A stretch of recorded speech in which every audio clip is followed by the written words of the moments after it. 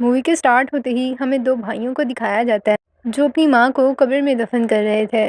तभी वहाँ पर सड़क के किनारे एक कार आकर रुकती है जिसमें एक कपल था। उनकी गाड़ी खराब हो गई थी, इसीलिए वो चेक करने के लिए यहाँ रुके थे। अब उन दोनों भाइयों में से एक, जिसका नाम ओवन था, वो इस कपल के पास आता है। इन्हें लग रहा था कि शायद वो इनकी मदद के लिए यहाँ आ रहा है, लेकिन कहानी तो कुछ और ही थी। ये लोग सोच नहीं सकते थे कि अब इनके साथ क्या होने वाला है। ओवन यहाँ आकर उस आदमी पर अटैक कर देता है और ये लोग इन दोनों को बेहोश कर वहाँ से ले जाते हैं। ये लोग नॉर्मल इंसान नहीं थे, क्योंकि ये वहाँ आने वाले इंसानों को मारकर उनका गोश्त खा जाया करते थे। इनके शिकार करने के कुछ रूल्स भी थे, जिनमें से एक ये था कि ये आदमियों को खाते थे लेकिन औरतों को जिंदा ही छोड़ देते थे। ओवन का भाई स्लस्ट के हस्बैंड को तो मार चुका था और उसे खाने की तैयारियों में लगा हुआ था, लेकिन स्लस्ट को इन्होंने बांध कर रखा हुआ था। अब काफ़ी मंथ्स गुजर जाने के बाद भी हमें स्लस्ट को दिखाया जाता है, जो अब तक इनके पास वहीं कैद थी। क्योंकि स्लस्ट प्रेग्नेंट थी, इसीलिए ये लोग उसके थ्रू अपनी नस्ल को बढ़ाना चाहते थे। इसीलिए इन्होंने स्लस्ट को यहीं जिंदा तड़पने के लिए छोड़ा हुआ था। इसके बाद हमें मूवी में 4 लोगों को दिखाया जाता है जो कि इसी एरिया से गुजर रहे थे और उनकी भी गाड़ी अचानक से ख़राब हो जाती है। अब ये लोग आगे तो जा नहीं सकते थे, इसलिए अपनी गाड़ी को चेक करने के लिए वहीं रुकते हैं। इन 4 लोगों में 2 लड़कियों का नाम एक जेना और एक टाइलर थी। वहाँ पर किसी से मदद मांगने के लिए इनका फ्रेंड सड़क पर ही चलना शुरू कर देता है। क्योंकि इनका फ्रेंड अकेला जा रहा था, इसलिए टाइलर भी उसके साथ ही चली जाती है। कुछ आगे जाने पर इन्हें वहाँ एक गैस स्टेशन नजर आता है, जहाँ पर ओवन पहले से इनका इंतजार कर रहा था। वो इन्हें देखकर दिल ही दिल में खुश हो रहा था कि उसे आज का शिकार मिल गया। दूसरी तरफ हमें जैना और उसके फ्रेंड को दिखाया जाता है। इनकी नज़र सड़क पर पड़ी हुई कुछ वायर्स पर पड़ती है, जो कि एक ट्रैप था जिसे ओवन और उसके भाई ने ही सड़क पर बिछाया था, ताकि इस सड़क पर गुजरने वाली गाड़ियां खराब हो जाएं और ये लोग उनका शिकार कर सकें। इन ट्रैप से गुजरने पर इन भाइयों को सिग्नल्स मिल जाते थे कि उनके एरिया में नए शिकार आ चुके हैं। अब जेना और उसके फ्रेंड को फील होता है जैसे कोई उन्हें देख रहा हो, इसलिए वो अपनी गाड़ी से निकलकर बाहर आ जाते हैं और वहीं उन्हें अपनी ही बनाई गई पिक्स नजर आती हैं, जिसे देखकर ये लोग हैरान थे कि आखिर कौन है जो इन्हें फॉलो कर रहा है।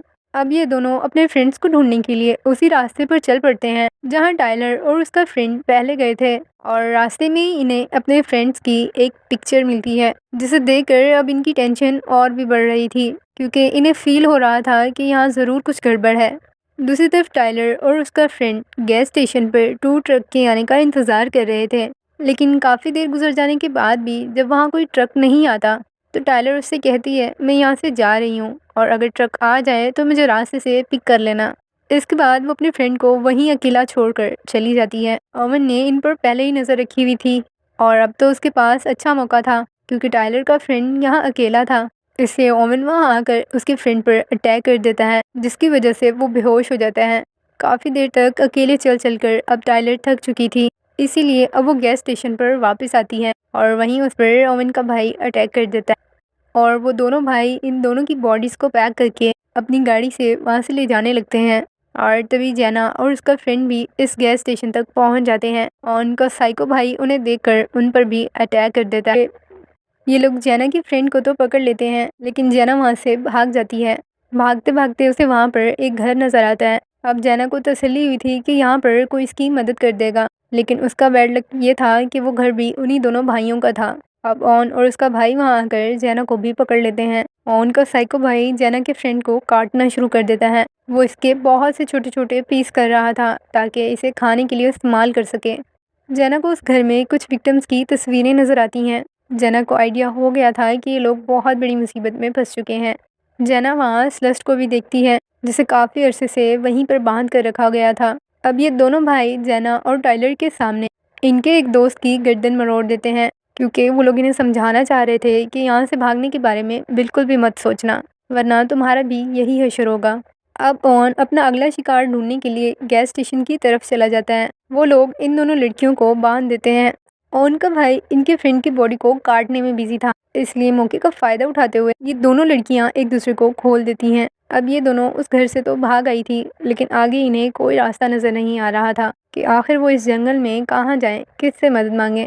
इसीलिए अब ये दोनों वहीं आती हैं जहाँ इनकी गाड़ी ख़राब हुई थी और वहाँ पर इन्हें एक आता हुआ 2 ट्रक नज़र आता है, जिसमें एक बूढ़ा आदमी था। ये उसे उन भाइयों के बारे में सब कुछ बता देती हैं। अब वो बूढ़ा आदमी इन्हें अपने साथ 2 ट्रक में बिठा देता है। टाइलर और जाइना को लग रहा था कि अब ये दोनों बच जाएंगी, लेकिन ये नहीं जानती थी कि यही बूढ़ा आदमी उन दोनों भाइयों का भी लीडर है। ये बूढ़ा आदमी उन दोनों भाइयों का अंकल था और ये लोग सब मिलकर इंसानों का शिकार किया करते थे। बूढ़ा आदमी इन लड़कियों को ले जाकर ट्रक वहीं पार्क करता है जहां वो विक्टिम्स की गाड़ियों को पार्क किया करते थे। इन दोनों लड़कियों को ओवन और उसके भाई के हवाले कर देता है। ओवन का भाई तो पहले ही पागल था। वो टाइलर को देखते ही उस पर अटैक कर देता है और टाइलर को वहीं मार डालता है। इस पागल इंसान ने गुस्से में आकर इनकी गैंग के रूल को तोड़ दिया था।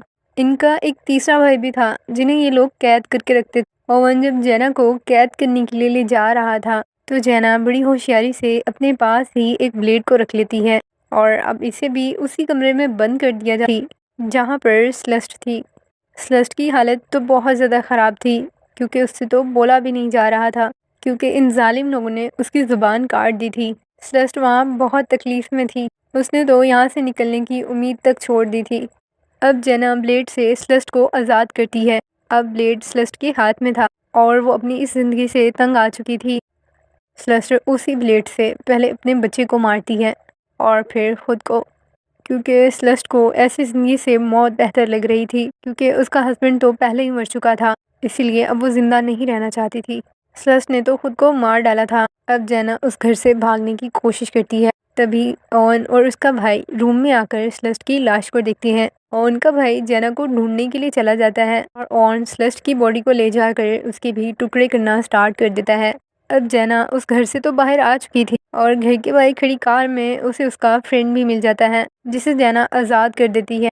अब इन दोनों के पास अच्छा मौका था, इन्हें वहाँ से भाग जाना चाहिए था, लेकिन जेना का फ्रेंड जिद करता है कि वो यहाँ से जाने से पहले इन भाइयों को मार डालेगा, इसीलिए वो दोबारा घर के अंदर चले जाते हैं।